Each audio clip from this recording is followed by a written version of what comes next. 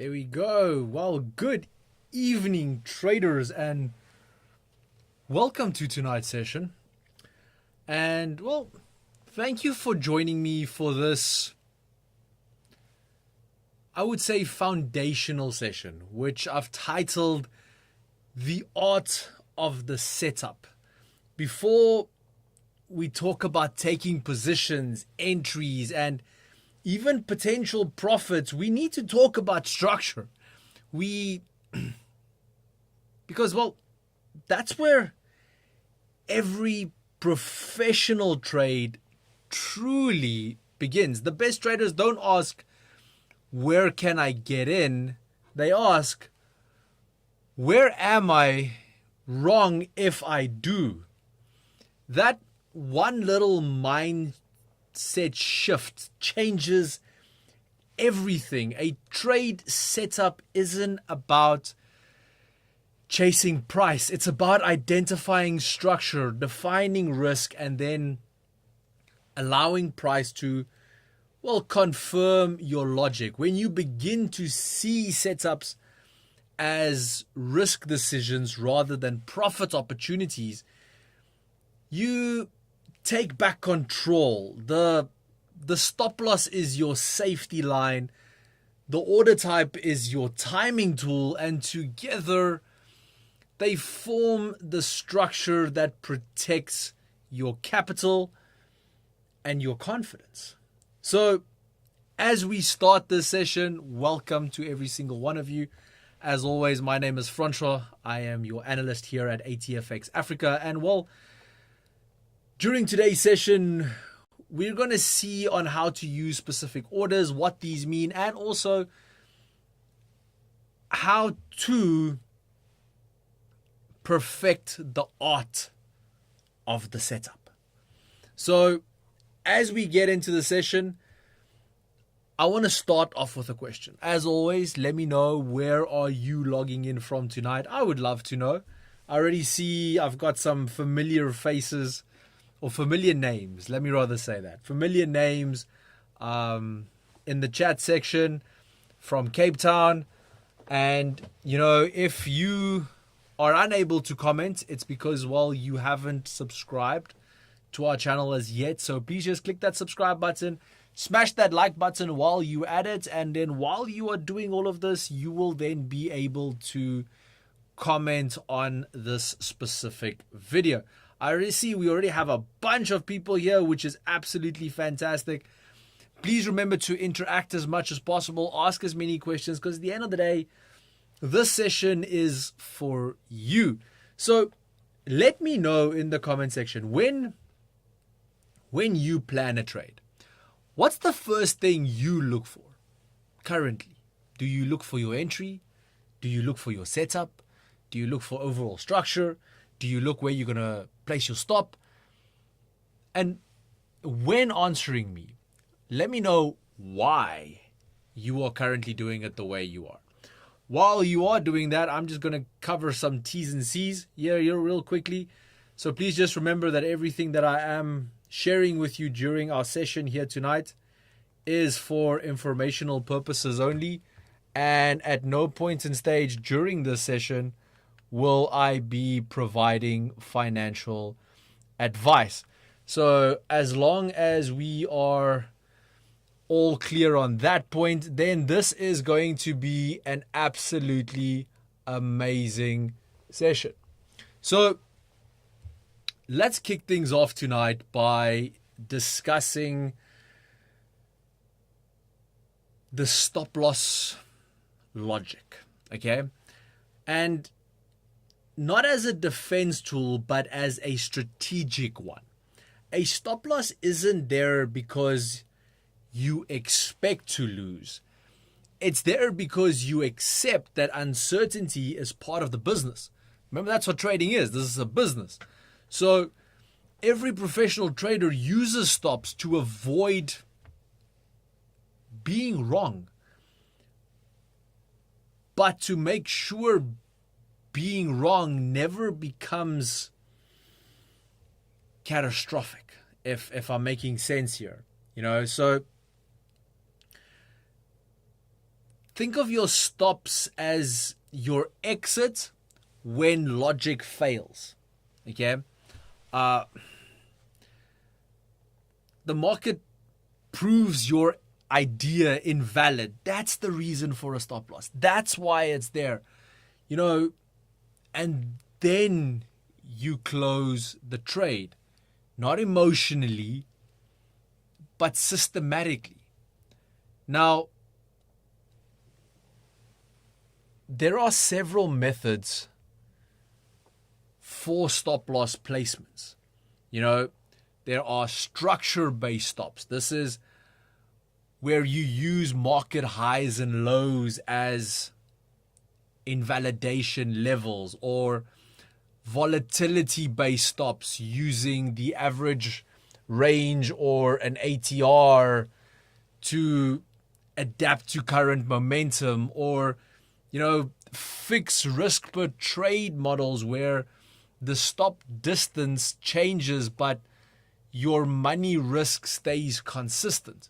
So best traders normally combine these ideas. They place stops at logical zones, but their size positions so that no trade ever risks more than a set percentage. Often, for instance, myself, I'm more in the 0.5 to 1% range. Some go up to 2, 3, 4, 5%. If you're risking anything more than 10% on a trade, you are trading dangerously. But consistency in risk equals consistency in emotions. When you know your worst case outcome, you can trade without fear. So think about your last few trades. Did you place your stop reflect structure on volatility? Did you place your stop based on emotion? Did you not have a stop and you just randomly exited the market out of fear? Let me know. And I want to discuss some of the options that I just gave, and I'm going to pull up a chart just now just so we can go through some of those options as well. So I see here I've got some answers here. I normally look at the setup, enter and put a stop loss according to my risk reward ratio. I do this because it could spike the opposite way, and that would be the most logical way for me to protect my account. I love that answer. That's beautiful. Another one here, I look at the market conditions first. I work like an operation, full body assessment first. Then I zoom into the 1 day, 4 hour, then 15 or 1 minute. And I also check up on the calendar and new sentiment. Again, love that answer too. So let's just look at a few examples so we can just have a look at what we just discussed as well. And let's pull up a chart here. So here's obviously my chart of gold from gold. Here's that setup that we discussed during yesterday's live.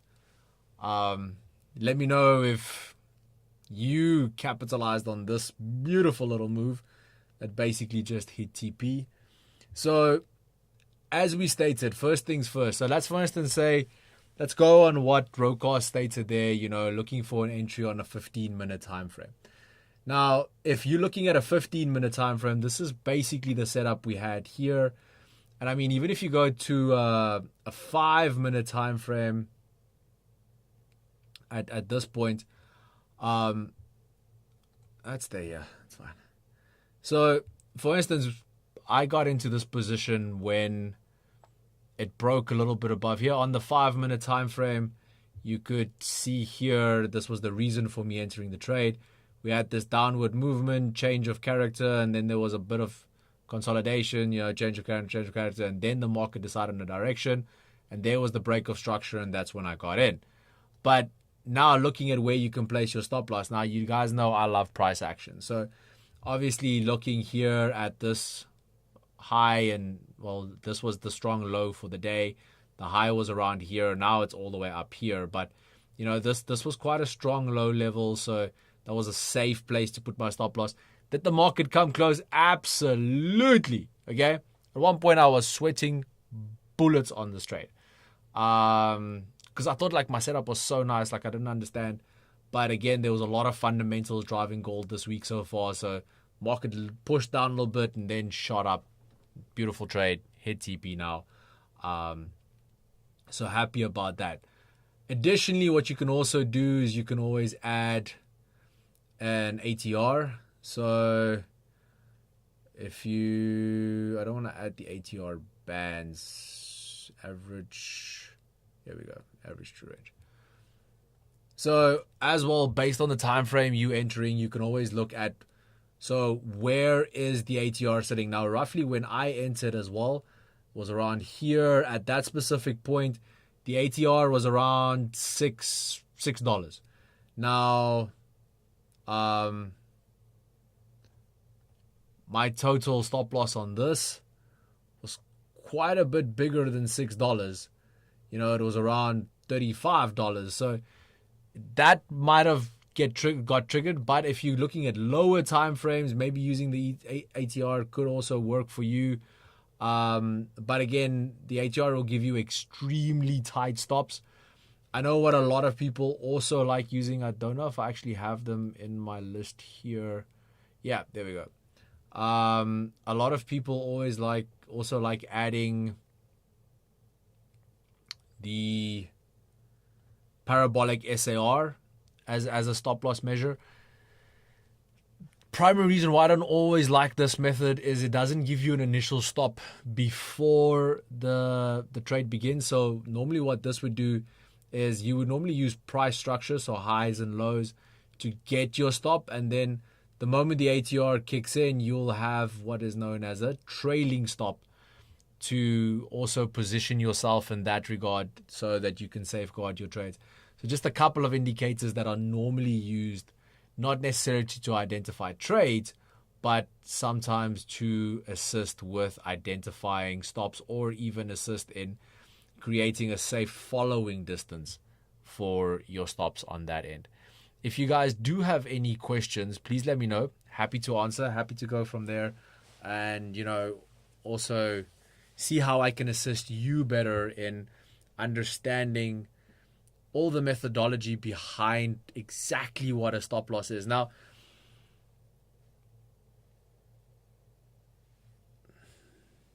see here, I use the ADX and RSI and 4 different stochastics and awesome oscillator.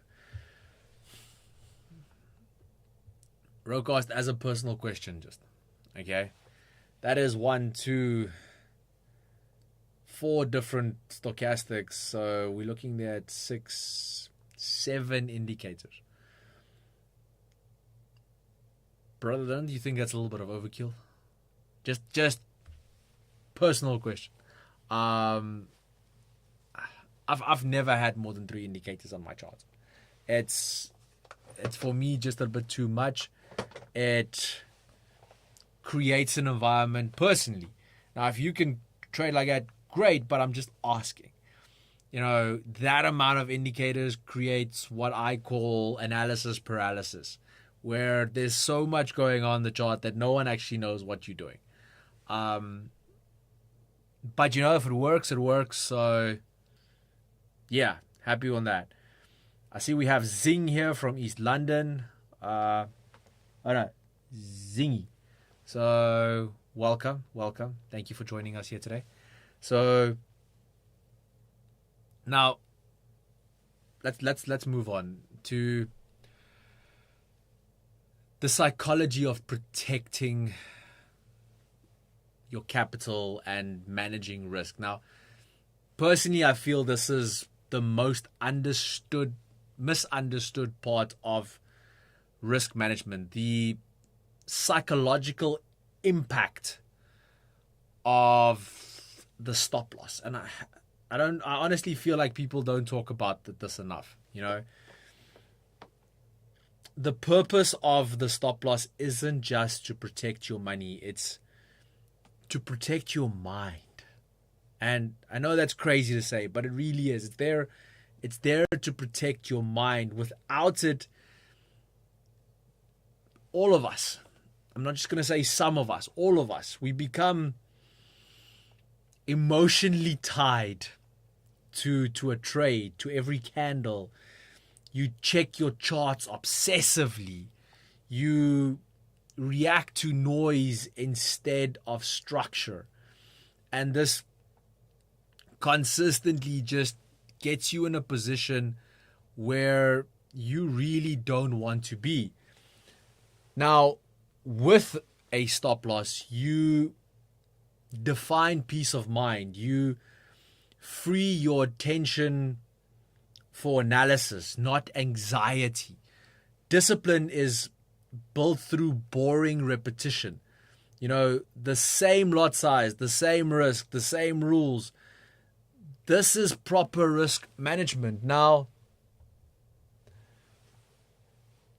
professional traders don't celebrate winning trades as much as they celebrate flawless execution. Even on a loss, if you suffered a loss but you still had flawless execution, you are still on the right side of your trading strategy. Because as a professional trader, you know that if you control your downside, your upside eventually would take care of itself. Now, this is how confidence compounds. You stop trading for that adrenaline rush and you start trading for longevity. So, let me just see here. Yeah, we still have quite a few people. So at least I'm not boring you guys, which I love. And a bunch of likes. Keep the likes coming. I love that. Let me ask this way. Do you use a stop loss currently? Yes or no? Let me know in the comments, okay? Now, if you do use a stop loss, also tell me, when you place a stop loss, does it make you feel secure or does it make you feel restricted? I'd just like to know. And what does that feeling tell you about your relationship with risk? I think that's a big one. You know, what does that feeling tell you about your relationship with risk? Let me know in the comments. Don't be shy. Don't really know what is too much. I'm a newbie, but it has helped me narrow down better entry points. I love that. And Rokash, remember, this is the reason for these sessions. You are new, and I accept that. I've been doing this for 11 years, and I remember when I started, I used to have every indicator you could think of on my charts. And as time went by, I started using the indicators that assisted me the most, because for me, indicators now just help me with risk management or help me perfect certain levels. Trades are based on price action and price action alone. So, but you know, like I said, if it's working for you currently, you know, don't just go and change it. But also, don't be scared to evolve as a trader. You know, I'm still evolving. 11 years in, I'm still evolving. You know, as I go through the markets on a daily basis, things in my life change. The way I do things change. And, you know, that consistently forces me to be better. And so don't be scared of that evolution. Okay?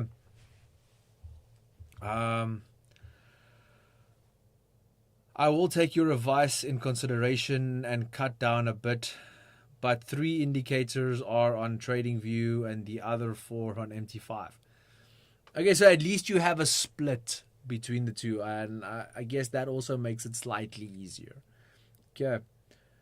Yes, definitely using a stop loss, and sometimes I feel restricted and rarely feel secure. Then my question comes in, how are you placing that stop? Okay. Because, again, we've done so many of these episodes and of these sessions on price action and smart money concepts and analysis in that regard. And if you just learn how to read your highs and lows, your stops will go to a place where the entire structure of your trade will be voided and will be wrong. So once it actually hits your stop, the market is supposed to change direction and just go all the way down or all the way up based on what position you were in. So that's kind of my question, to you here tonight as well then. Okay. I have almost zero anxiety when I put a stop. I panic less, and I always understand why it never worked out. I love that answer. That answer is proper pro level, if I can put it in that way, because that shows confidence in trades, and that only comes with experience and some time in the market. Now, Dennis, I obviously don't know how long you've been trading specifically. I know obviously you've been following me for a while because we've been chatting for some time. So I do know that you have a relative amount of experience, but don't know exact amount. But based on that comment, I'm definitely seeing some time spent in market there. So well done on that. Then I have here, I'm for a 1 to 2%. That gives me between 100 to 200 points, which I think is 20. Yeah, that is. So 100 to 200 points is actually 10 to 20 pips, not 20 to 30. But so you're almost right. So well done on that. So you do obviously use a fixed percentage, which again, I want to use an example here. You all know I love trading S&P. And I always used to aim for and what I mean by always is the past year and a half, I would consistently on S&P be aiming for about $40 movement. So that's 400 points as a take profit. Okay, and then obviously I would base my risk and everything and appropriately on that. But recently I had to make a serious adjustment to that. And now, because of the amount of volatility in the market, and so for the last, I would say, month and a half to 2 months, I've been aiming for, so I've literally made my lot size half smaller, and I'm aiming for double the distance, because aiming for that double the distance again enabled me to make my stop loss bigger, because there's just so much volatility. If I didn't evolve and I didn't adapt, I would consistently be stopped out because of market structure changing and volatility changing without me adapting to that change. Even think about the price of gold, for instance. Gold has doubled in price in the last year and a half to 2 years. So that means if you've been trading gold for the last 2 to 3 years and you used to, let's say gold used to move 1% per day, 1% used to be $20. 0.5% was $10. Now 0.5% is $20. A full percent movement is $40. The size of the movements based on, and you can still see, when I do my analysis, a lot of times when I share with you guys, gold has moved 1% or 0.6%. Those percentages were there 2 years ago, but they were half the size. So you also consistently need to adapt to current market conditions, or your stop losses are going to make you feel restricted. Okay.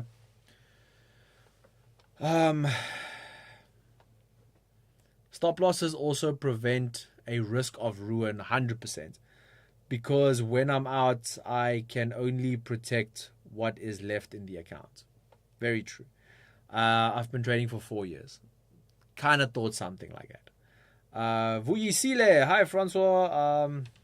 I place my stop loss according to market structure, but have a habit of moving my stop that results in even bigger losses. Now, again, there's a very well put flaw that most of us have in the beginning when using stop losses. If you are going to move your stop loss, you might as well not put one, because you're just saying, the market will turn. I just need to push it a little bit lower. And again, eventually you get to that risk of ruin. So, yeah. Thank you, Francois. I appreciate being able to chat to someone else about these things. You have been doing a fantastic job. Thank you. It's only a pleasure. Thank you so much. I love comments like that. I understand you have your halving method. I used it and stopped blowing accounts. I'm glad there's someone who is using that method. 100%. Okay. So let's talk a little bit about mastering order types for more precise entries. So I know a lot of you probably just use market execution, but you sometimes perfecting pending orders can really assist. Okay. Now, the reason for this is because how you enter is as important as where you enter. Okay. Now, there are 3 core types. Obviously, we have instant market orders. Now, instant execution at the current price, useful in fast moving or news driven conditions. Okay. But instant execution can get risky if emotions drives that click of the button on that mouse. Okay. Then you have limit orders. Now, limit orders, they wait for price to come to you. They're, in a sense, perfect for traders who place or who plan on retracement entries, but they require patience and a lot of trust in your structure.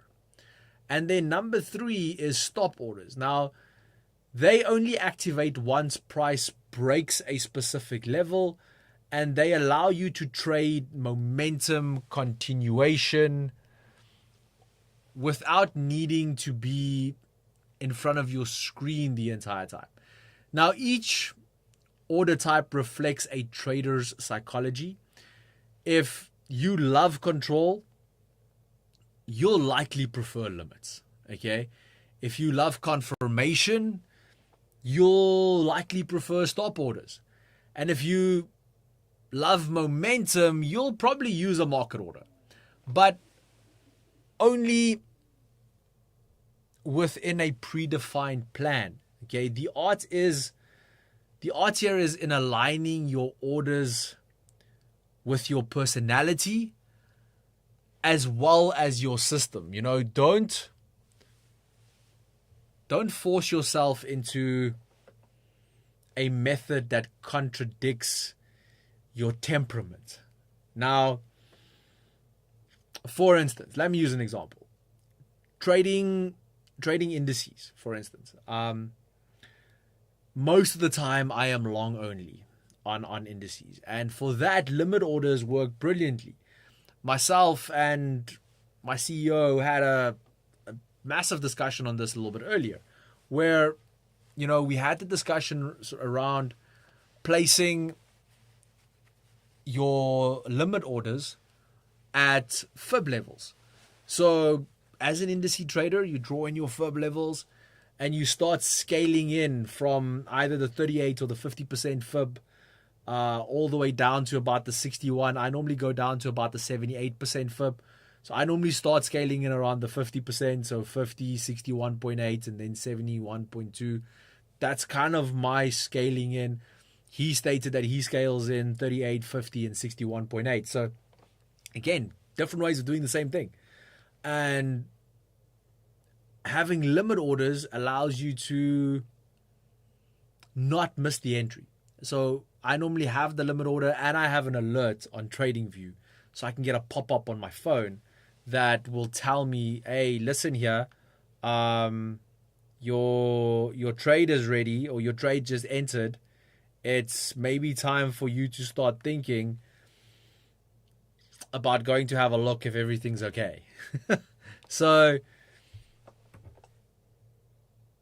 yeah, use what is good for you. Now, if you are a trend trader as well, using stop orders to trade those breakouts can also be a great way to enhance your strategy. So, as I stated, don't force yourself into a method that contradicts your temperament. Structure brings profit. Self-awareness brings survival. Now, again, I want to ask a bit of a question. Do you currently use orders? Well, everyone uses orders, because even if you're using a market order, that's an order. So, but of the 3 different types of orders that I just mentioned, which one do you rely on the most? And does it fit your personality as a trader? Like, honestly. Or are you consistently fighting yourself? Let me know. I'd love to hear from you. Oh,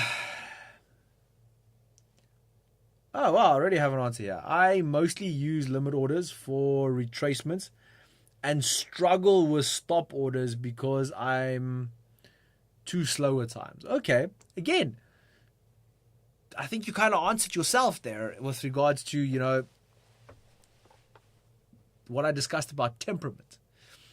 And temperament and personality and everything goes hand in hand. And again, being slow to react is normally temperament.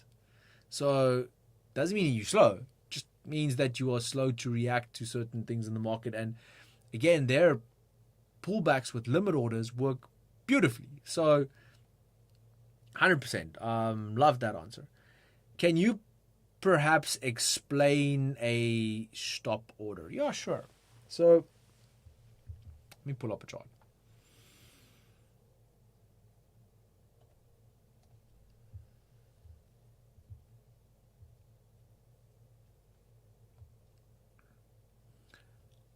I seem to love limit orders the most. Okay, cool. So if we have a look at a chart, so here's that gold chart that we just looked at as well. Let's actually look at S&P because, well, you'll see all my fib levels and everything in here already. So here you can see I've got this smaller fib that's going from that high to this low. And again, now just waiting for some movement within here. And then again here at 50, 61, and then 78.6 is where I scale into my trades in that regard. My CEO will go 38, 50, and 61.8. Hence why I have an alert there just to have a look when his trade enters. But now let's discuss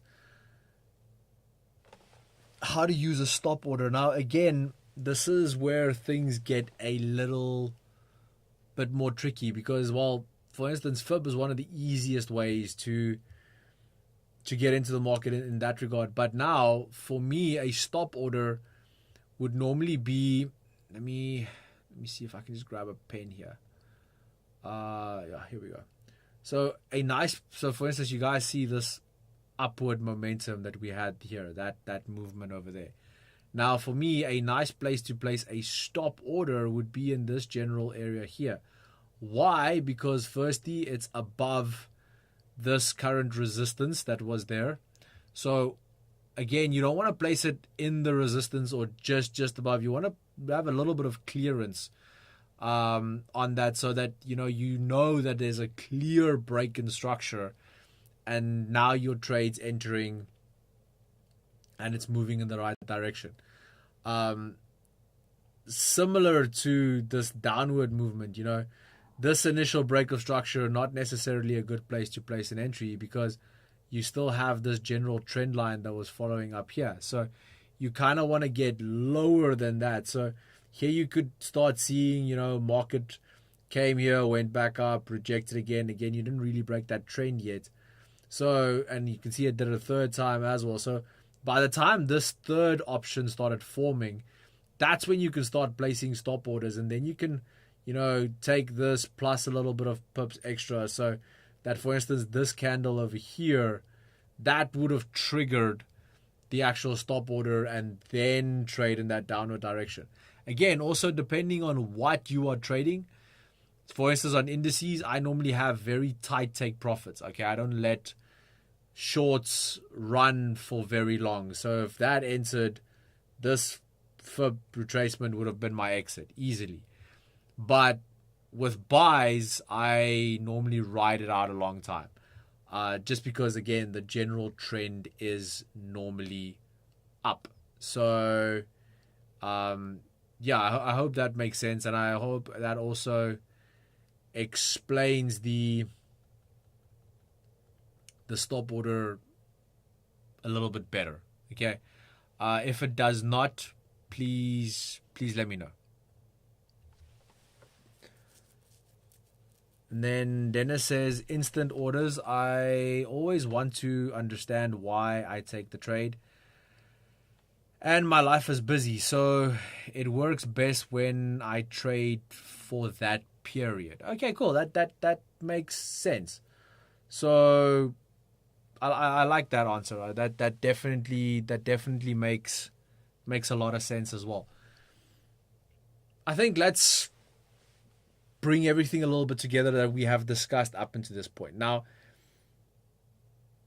remember, every trader wants that perfect setup, the textbook entry that will run smoothly into profits. But the reality is, setup mastery starts before you even click buy or sell. You define where your stops are going to be and where your setup ends. So stops, profits, all that kind of stuff. We need to define that prior. Your order type also defines how your setup begins, and your risk plan defines whether you'll survive the next 100 trades. I always say that, always think about your next 100 trades to see if you actually have an edge. Stop thinking about just your next trade or your next 5 trades. We need to get to a point where your next 100 trades is what you are looking out for on a daily basis. So your plan needs to kind of price in your next 100 trades. Hope that makes sense. So if you remember nothing else from today's session, remember this. The goal is not to avoid losses, or the goal is not to avoid losing trades. Okay, the goal here is to make every losing trade controlled, intentional, and emotionally neutral. This is how trading becomes repeatable. This is how risk management transforms from theory to identity. And once that foundation is in place, you're ready to, move on to the second part that we're going to be discussing now, which is the more practical application. Okay? And so in essence, now that we are done learning on how to define risk. I don't know why my buttons don't want to work today. So I need to consistently be changing settings, and it doesn't really want to play along today. So now that we're done defining our risk and, using stop losses logically and how to structure trades around consistency rather than emotion, it's time to turn that foundation into precision. Okay, so in this part of the session, we'll explore pending orders, limits, and stop entries that allow you to plan your trades ahead of time. Okay, so by doing this, it removes that emotional timing, because you're no longer reacting to the chart, you're following the plan.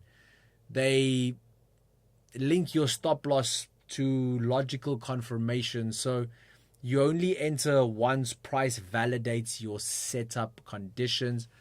And a pending order isn't passive, it's proactive structure. That's how I see it. So it's a sign that your analysis is done and your discipline is doing what you are waiting for.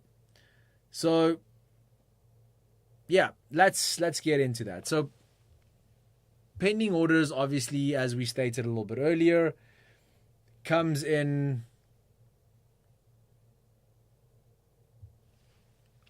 two main aspects. Okay, so limits and stops. Now, obviously, as we stated a little earlier as well, a limit order says I want to buy or sell when price pulls back into my area of value. It's a strategy for traders who believe in mean reversion or retracement setups. You're letting price come to you, often near structure or fair value zones, like even using fib levels and so forth. Now, on the other hand, a stop order says I want to enter when the market proves me right. So when the market starts moving in my direction, that's when I want to enter. You're waiting for confirmation or a breakout through a resistance or momentum through a key zone. Now, the key difference between these two are intent.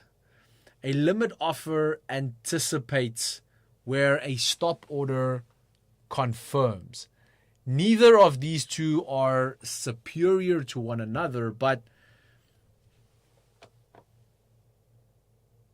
both are tools that you can use in your arsenal.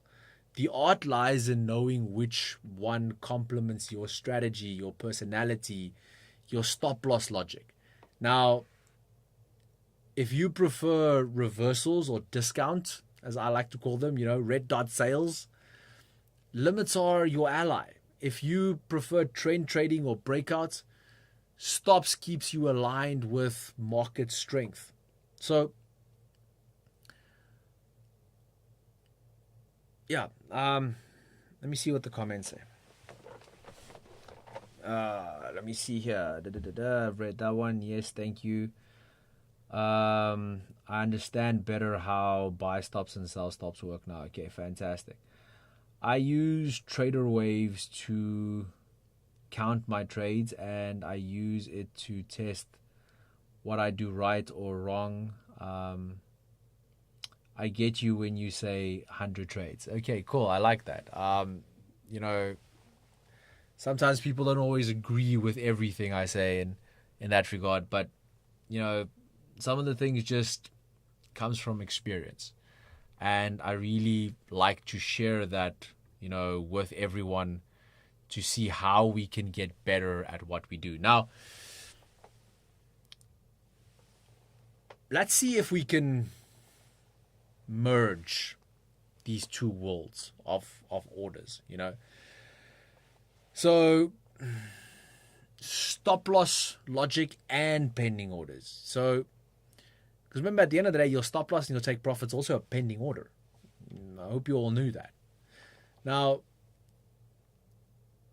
your stop loss and your pending orders should work together like gears in a machine.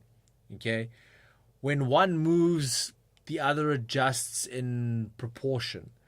For limit orders, your stop loss should sit beyond the nearest swing high or low. Okay? So for instance, let's say using fib. Fib gets drawn from a high to a low point. So technically speaking, stop needs to be if you are using retracement levels, your stop needs to be beyond the lowest level of that fib, because that's where market structure completely changes. And again, I'm not providing advice now, I'm just giving sound structure here, okay?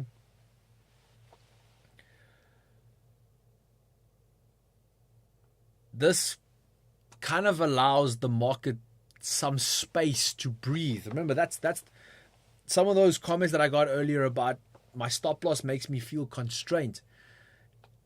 It's because of the fact that you are suffocating your trades. You're not giving them room to breathe. You're not giving it the option to move a little bit, okay? Since you're entering at a retracement point, you need a bit more flexibility. But your position sizing should compensate for that distance. So your lot sizes here are extremely, extremely important. Now, on the other end, for stop entries, your stop loss should be placed behind the breakout structure. You want confirmation that momentum has truly shifted, but your stop must still protect you from false breakouts or potential liquidity grabs. Never place a stop loss, never place a stop on the breakout level, as I showed you a little bit earlier, always place it a little bit higher. It's a liquidity magnet if you're placing it on the exact level. Always place it beyond structure, not within structure. And I think this is a big point that a lot of people make a mistake on, is we normally consistently placing stops within structure and not outside of structure. And if you learn to place your stops outside of structure, you'll get to a point where your stop won't suffocate you anymore. You won't have that feeling anymore, okay? This integration of entry and exit logic gives or will give your strategy flow. It's not about guessing where price will go. It's about designing where price must not go if your setup is invalid. Okay? Or if your setup is valid, your stop is where price should not go. Okay, I hope that makes sense. As a question, when you set pending orders, do you already visualize where your stop will be, or do you decide after the entry is triggered? So do you just place a pending order, wait for it to be triggered, and once it's triggered, then you decide where to place your stop? Or do you decide beforehand? Let me know. Now that we've connected stops and entries, let's walk through a simple strategy, okay? And this flow can be applied to, well, any market. So first things first, identify your structure.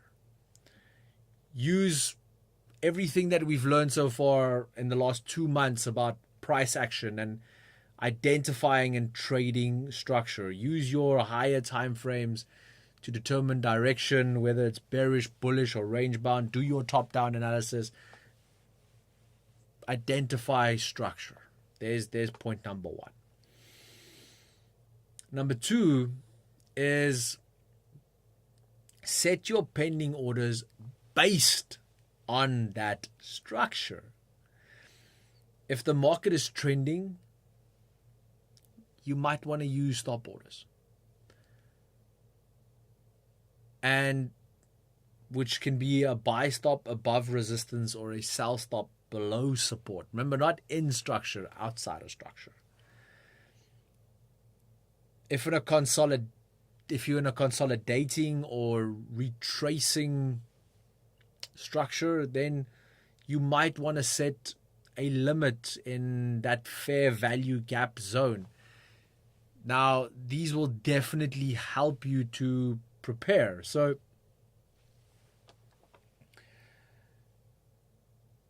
define your, and then lastly, or step number 3 is to define your stop loss and target before the order goes live. And this is just my personal opinion on this. Identify your stop before the order goes live. The moment your pending order activates, the risk is already calculated. So you can't still be guessing here. We can't be adjusting mid-trades. We are in the trade. There's no more space for adjustments.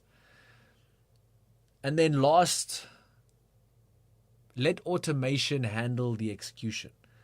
Once it's set, step away. This breaks that habit of emotional interference.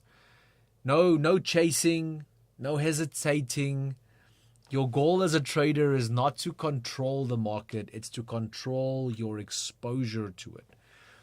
Pending orders turn your trading from reacting to being more deliberate. Okay. As a question on this, how and I'm going to get some weird answers now probably, how often do you change your trading plan once the market begins moving? And how can trading orders potentially, so after the session, how can trading orders assist you, or pending orders assist you in reducing that habit? Because we are in such a habit sometimes, not necessarily to adapt to market structure, but to completely change our entire trading plan and our entire setup there.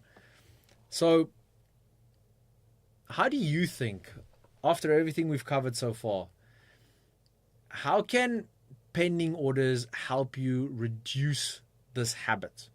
Okay. Just want to see here. Yeah, that makes a lot of sense. And yeah, I already know how and where my stops should be. Okay, cool. I'm not sure what I said for that comment, but I love it anyway. So basically, if outside of structure is the stop loss, does that mean I need to adjust the lot size for risk to reward? Never mind, I understand you. I love when people get the answer as they typing. And again, this is why I want you guys to type it, because a lot of times when you vocalize or actually put down your question, the information that we have shared just kind of replays in your head as well, and normally the answer will come. So either through me giving it to you, or it will just manifest in your head. So I love that. I love that. In strategy flow, step 1, 2, and 3 is polished. Now just refining step 4. Good. Okay, that's all I'm going to say. Good. I love as well when we are open enough to reflect on where we are and where we need to be, and that we can start working towards that and working on that. Now, every great trader eventually learns that the market rewards precision and patience more than anything else. Okay, precision doesn't mean perfect entries. It means intentional entries. So once that fit your structure, your logic, and your personality, pending orders help you achieve that precision because they remove timing pressure. Patience doesn't mean inaction. It means trusting the process enough to wait for the setup. Even if it takes hours or days. And traders, here's the truth. Every professional setup you've ever admired started with a trader who trusted their plan enough to let the market come to them. By combining everything we've covered during this session tonight, structure, stop loss, discipline, order type logic, automation, you will be able to build a complete trading framework.